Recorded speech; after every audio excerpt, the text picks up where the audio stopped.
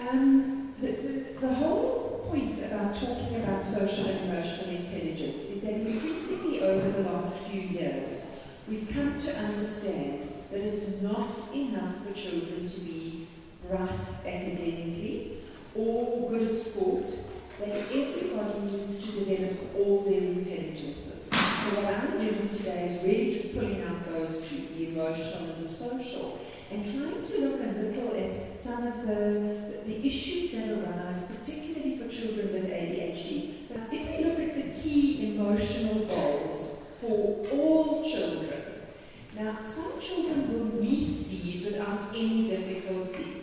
Any child who's got any extra difficulties will struggle to reach these goals, or may struggle to reach these goals. Children have to develop a kind of confidence to be able to try things on their own, to go away from their families, to risk.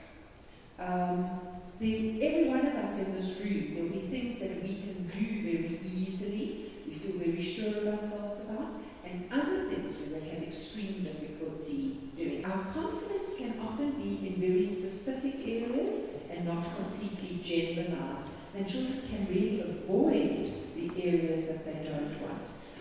Children with ADHD will often look pseudo-confident, so that there might be quite a lot of cockiness in their emotions, but in fact underneath it, they will often lack the confidence to do the things that they should be doing. Many children simply, that they don't get the opportunity to develop their emotional skills. They may be in very poor homes, or homes where parents have very little time for them. Many children will see their parents for about an hour and a half a day, particularly where both parents are working and children are in aftercare. Children are often getting home at maybe 6 at night. They eat supper, the parent quickly looks at the homework, and they get put to bed. There's very little time for doing that emotional processing that children require. And a lot of children are landing up being in the care of other adults, perhaps teachers and after-school teachers, but also spending a lot of time with the peer group. The peer group is vitally important, but it doesn't help children to learn to process their emotions. If we don't learn to manage our emotions, we are not able to cope with personal relationships.